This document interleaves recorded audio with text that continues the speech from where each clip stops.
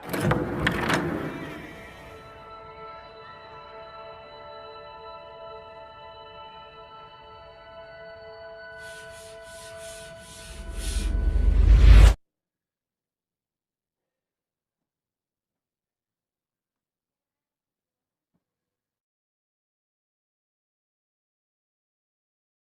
संस्कृताय मित्राणि, आप सभी का हमारे चैनल संस्कृत ज्ञानदायिनी में बहुत बहुत स्वागत है। मित्रों, आज हम इस वीडियो में महाकवि भवभूति विरचित उत्तर रामचरितम के तृतीय अंक का अध्ययन करेंगे।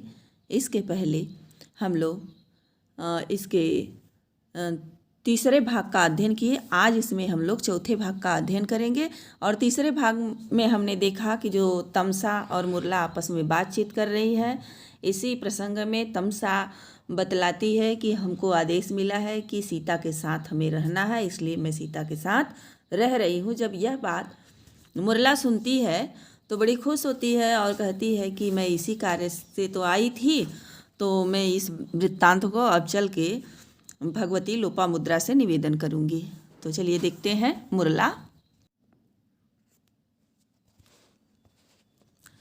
अहमपि एतं वृत्तान्तं भगवत्यै लोपामुद्रायै निवेदयामि। रामभद्रो अपि आगतः एवं एति तर्कयामि। मुरला कहती है तमसा से कि हे तमसे, अहम एतम वृत्तांतम, मैं इस वृत्तांत को, तो किस वृत्तांत को? वही जो तमसा कहती है कि अब हमें सीता जी के साथ रहना है, उनकी सहायतार्थ। तो वही बात, अहम एतम वृत्तांतम, मैं भी इस वृत्तांत को, इस समाचार को भगवत्यै लोपामुद्रायै निवेदयामि, भगवती लोपामुद्रा से निवेदयामि माने निवेदन करूँगी या बतलाऊँगी। रामभद्रो अपि एवं एति तर्कयामि, रामभद्र भी आगतः, आ गए, एवं एति तर्कयामि, ऐसा मैं अनुमान करती हूँ। तमसा हृदयम गोदावरी, मने तमसा कहती है तद इयम, मने यह सीता, गोदावरी हृदयात्, गोदावरी के अगाध जलाशय से निकलकर, अब क्या करती है अगाध जलाशय से निकल करके? परिपाण्डु दुर्बल कपोल सुंदरम दधति बिलोल कबरी कमाननम करुणास्य मूर्ति अथवा शरीरिणी विरह व्यथेव वनमेति जानकी। तो परिपाण्डु दुर्बलः, तो विरह व्यथा के कारण, विरह व्यथा किसकी है? राम की। तो राम के विरह में सीता कैसी हो गई है, उसी के बारे में यहाँ बतलाया जा रहा है कि विरह व्यथा के कारण सीता के जो कपोल हैं, कपोल यानी जो गाल है, परिपाण्डु दुर्बलः, अत्यंत पीले पड़ गए हैं और कमजोर हो गए हैं। फिर भी कह रहे हैं सुंदरम, माने देखने में बहुत सुंदर लग रहे हैं। तो विरह व्यथा के कारण सीता के कपोल प्रदेश अत्यंत पीले पड़ गए हैं और दुर्बल हो गए हैं, फिर भी अत्यंत सुंदर दिख रहे हैं, माने सुंदर लग रहे हैं। बिलोल कबरीकम आननम, बिलोल, बिलोल होता है चंचल या बिखरे हुए, कबरीकम माने बाल से युक्त, तो बिखरे हुए बालों से युक्त आननम, मुख को दधती धारण करती हुई, बिखरे हुए बालों से युक्त मुख को धारण करती हुई सीता करुणस्य मूर्ति, ऐसी प्रतीत हो रही है जैसे साक्षात करुण रस ने मूर्ति का रूप धारण कर लिया हो, मतलब करुण रस की मूर्ति हो। अथवा विरह व्यथेव शरीरिणी, विरह की व्यथा ने शरीर को धारण कर लिया हो। इस प्रकार विरह व्यथेव, विरह व्यथा ने ही साक्षात शरीर को धारण कर लिया हो। इस तरह वन मेति जानकी, जो सीता है वह वन की ओर चली आ रही है। तो कहाँ से कहाँ चली आ रही है? तो गोदावरी के अगाध जलाशय से निकल करके सीता जब वन की ओर आ रही है उसी समय तमसा देखती है और कहती हैं कि जो विरह व्यथा के कारण सीता के कपोल प्रदेश अत्यंत पीले पड़ गए हैं और दुर्बल हो गए हैं, फिर भी देखने में सुंदर है। और बिलोल कबरिकम बिखरे हुए बालों से युक्त जो उनका आनन है वह ऐसे मुख को धारण कर रही हैं। करुणस्य मूर्ति अथवा शरीरी, देखने में सीता ऐसी प्रतीत हो रही है जैसे करुण रस की साक्षात मूर्ति हो अथवा विरह व्यथा ने ही साक्षात रूप से शरीर धारण कर लिया हो। इस तरह वन में जानकी वन की ओर चली आ रही है। तो व्याकरणात्मक टिप्पणी देख लीजिए। दधती धातु से क्षत्रिय प्रत्यय और फिर ङीप करने पर स्त्रीत्व की विवक्षा में ङीप करने पर दधती रूप बना हुआ है। शरीरिणी, शरीर से इनी प्रत्यय और फिर ङीप करके शरीरिणी बना हुआ है। और एति इड़गतौ धातु है और लट लकार प्रथम पुरुष एक वचन का रूप है। इस श्लोक में मंजू भाषणी छंद है और उत्प्रेक्षा अलंकार है। विरह व्यथा एव मानो विरह व्यथा के समान, इस तरह उत्प्रेक्षा अलंकार है। आगे देखिए मुरला। इयं शाही माने यह वही सीता है, यह वही सीता है। किशलयमिव मुग्धं बन्धनाद्विप्रलोनं हृदयकमलशोषी दारुणो दीर्घशोकः ग्लपयति परिपाण्डुछामयस्या शरीरं शरदिजैव घर्मः केतकी गर्भपत्रम्। मुरला कहती है यह वही सीता है। अब सीता के बारे में बतलाती हुई कहती है कि हृदय कमल शोषी माने हृदय रूपी कमल को सुखाने वाली, हृदय रूपी कमल को सुखाने वाली। दीर्घ शोकः दारुणः, दीर्घ शोकः दारुणः यानी भयंकर, दीर्घ शोकः माने चिरस्थायी शोक। बंधनात् विप्रलूनम, बंधनात् यानी डंठल से, विप्रलूनम अलग हुए। मुग्धम मनोहर, किशलयमिव कोमल पत्ते के समान। अस्या शरीरम कोमल पत्ते के समान। परिपांडु अछामम, अस्या शरीरम मने सीता का शरीर परिपांडु अत्यंत पीला पड़ गया है और छामम दुर्बल हो गया है। इस प्रकार सरदिज इव घर्मः माने जिस तरह सरदिज माने शरदकालीन धूप केतकी गर्भपत्रम, केतकी के गर्भ में स्थित पत्ते को ग्लपयति सुखा डालता है, वैसे ही सीता का शरीर क्या हो गया है, ग्लपयति माने गल रहा है। तो हृदय कमल शोषी, हृदय रूपी कमल को सुखाने वाले। दारुणः दीर्घ शोकः भयंकर और चिरस्थायी शोक। बंधनात् विप्रलूनम डंठल से अलग हुए। मनोहर कोमल पत्ते के समान। ग्लपयति अत्यंत पीले और छामम बने कृश अस्या शरीरम इस सीता के शरीर को ग्लपयति गला रहा है, उसी तरह गला रहा है जैसे शरदकालीन धूप केतकी के गर्भ में स्थित पत्ते को सुखा डालता है।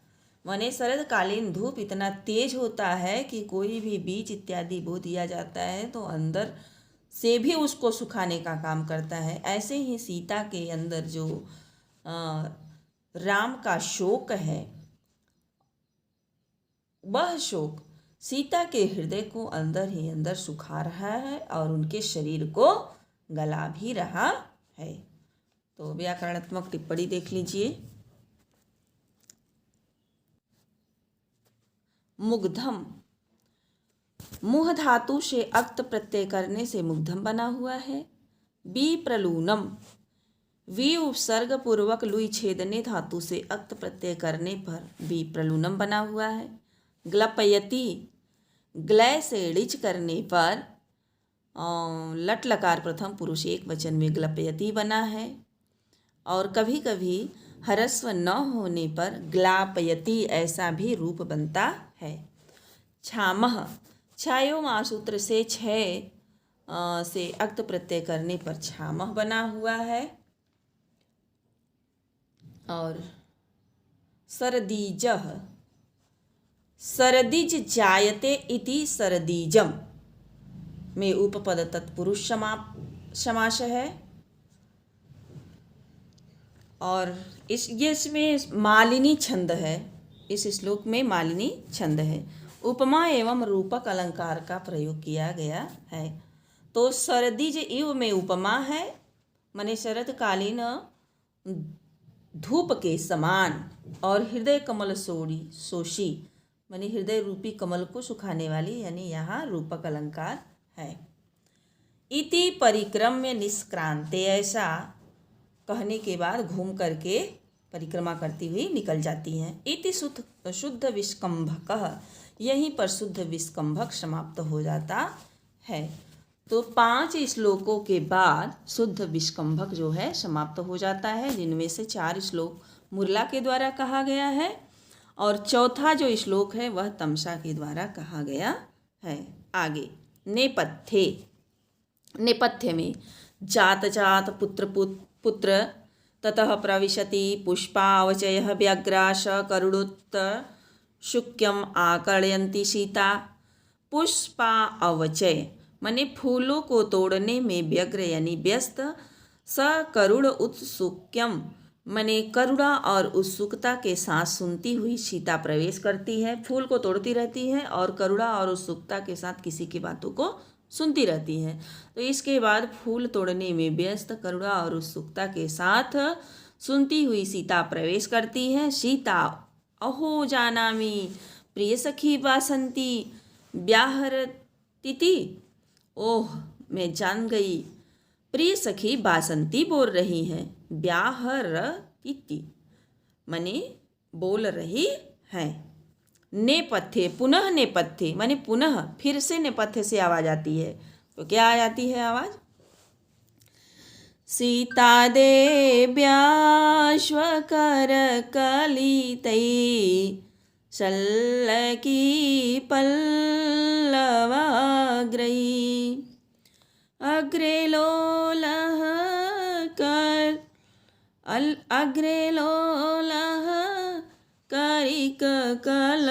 करिकलभो यः पुरा वर्धतो भूत्। तो पुनः नेपथ्य से आवाज आती है कि अग्रे लोलह सामने से चंचल दिखाई देने वाला, यह माने जो, करी कलभ को माने जो हाथी का बच्चा, सीता देवी के द्वारा स्वकर कलितई उनके सुंदर हाथों से सल्लकी पल्लवाग्रय सल्लकी लता के पल्लवों के अग्रभाग को खिला करके पूरा वर्धितो अभूत पहले पाला पोसा गया था, बड़ा किया गया था। किम तस्य इतना आवाज़ आती है तो सीता बोलती है किम तस्य उसका क्या हुआ। तो सामने से चंचल दिखाई देने वाले जिस हाथी के बच्चे को सीता देवी के द्वारा स्वकर कलितय माने उनके सुंदर हाथों से सल्लकी पल्लव के अग्रभाग को खिला करके बड़ा किया गया था। कह रही हैं सीता कि तस्य किम, जब इतनी आवाज़ सुनती हैं तो कहती हैं कि सीता कि किम तस्य उसका क्या हुआ। पुनः नेपथ्ये माने फिर से नेपथ्य से उत्तर के रूप में आवाज़ आती है कि बद्ध्वा शार्धं पयसि विहरन् सोऽयं मन्येन दर्पात् उद्दामेन द्विरदपतिना सन्निपत्याभियुक्तः।